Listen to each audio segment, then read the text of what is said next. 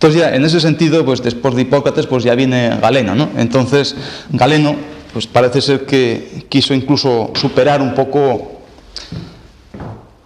a este médico, a este predecesor, pues para él el cuerpo humano, ya me perdonarán que yo les dé la espalda, pero es que si no...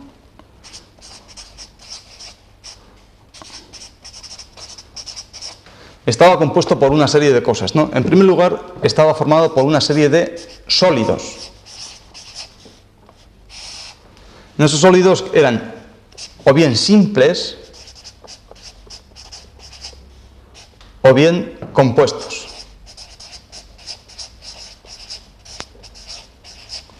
En estos simples, ¿qué eran? ¿A qué se refería? A los tejidos.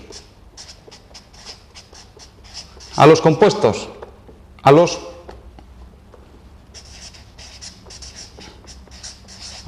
órganos. Y a su vez, estos sólidos estaban formados por 4 humores. ¿Cuáles eran? Pues era el fuego, otro era el agua, otro era el aire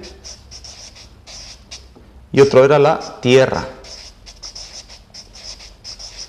¿Qué características daban estos humores? El fuego pues daba característica pues calor, ¿no? El agua, frío. El aire, ¿qué hace el aire? Pues a veces tirar las naranjas del suelo, ¿no? Pues eso, seca. La tierra, pues que da humedad. Hoy estoy más... Parece que tengo la letra mejor, ¿eh? Es que me han dicho que no se veía nada. Bueno, entonces, en estos 4 humores, después, y aparte, estos humores, pues tienen, los humores constituyen también la sangre,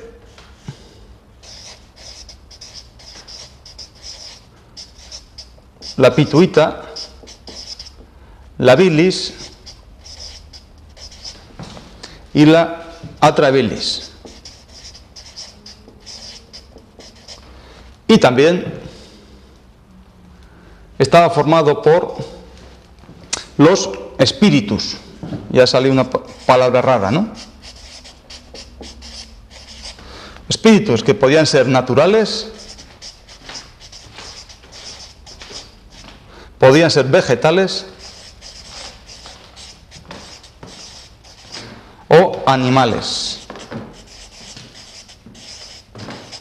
¿Qué daba? Por supuesto, daban unas facultades y, por supuesto, daba unas acciones.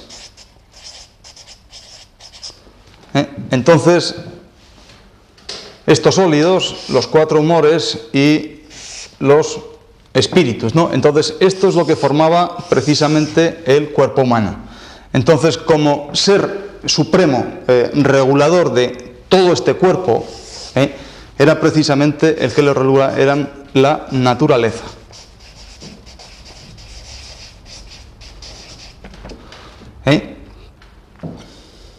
Entonces, ¿dónde estaba esta naturaleza? ¿Y cuál era el término de salud? Pues cuando estaba precisamente un equilibrio de estos elementos. O la capacidad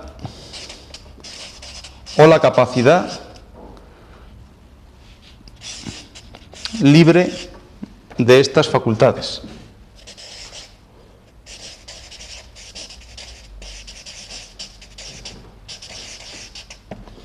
Entonces, ya por supuesto que en ese sentido, pues ya no solamente se refería al cuerpo humano en un sentido sólido, un estudio anatómico y patológico de, como luego iremos viendo la evolución que hemos llevado más o menos hasta nuestros días. No solamente el estudio ha consistido en estos sólidos, ¿no? O sea, viene el estudio de los tejidos o de los órganos, y sobre todo, como ya veremos un poquito más adelante, el estudio de la enfermedad según la localización de lesión anatomopatológica.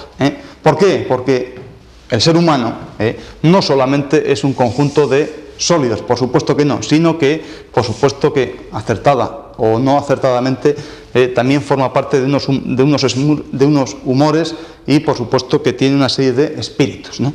Entonces, en ese sentido, bueno, pues las causas por las que una persona puede enfermar, y con esto ya vamos a terminar, pues muy bien, pues podía ser las causas determinadas en dos grandes grupos, ¿no?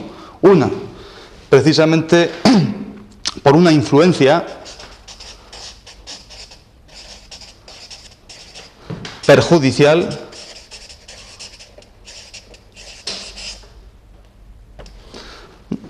de las seis cosas que no son no naturales, ¿no? Entonces, en esto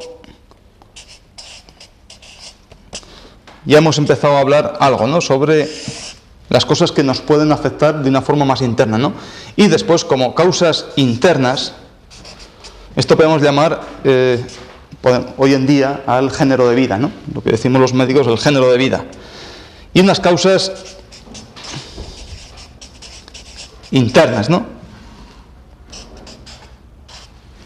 Entonces, en ese sentido, pues aquí siempre esas causas internas podían venir influenciadas por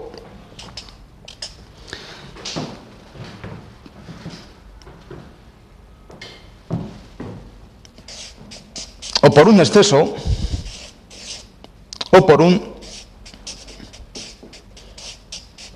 defecto.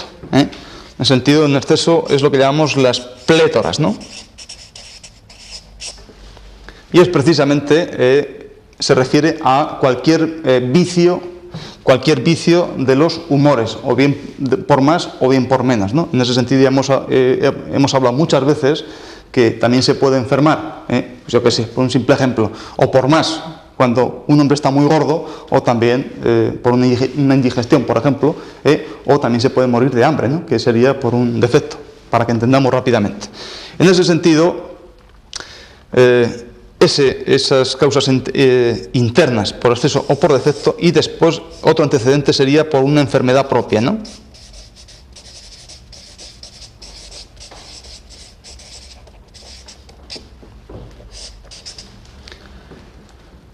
Entonces, ahí lo que distingue son precisamente, son signos, son síntomas, y son signos y síntomas que evidencian ya una patología muy determinada, y por supuesto ahí daba muchísima importancia precisamente a las disposiciones del pulso, ¿no? Entonces, en ese sentido, este médico, este librito, que es lo que he encontrado más apropiado como medicina más antigua, pues decía que ese individuo, como elemento irreducible de la especie y sus agrupaciones étnicas, y es como un todo continuo de partes esenciales y de partes accidentadas, es lo que decía Aristóteles por las entes de razón, ¿no? Entonces, ¿qué ocurre? Pues que precisamente está todo en una correlación armónica, una forma y una acción, una estática y una dinámica, y por supuesto sus órganos y sus funciones, ¿no? Y es lo que determina precisamente pues una individualidad. En ese sentido, nunca puede haber un ser humano exactamente igual, ¿no? Siempre tiene que haber alguna diferencia, ¿no? Entonces, una cosa irrepetible, por supuesto que sí.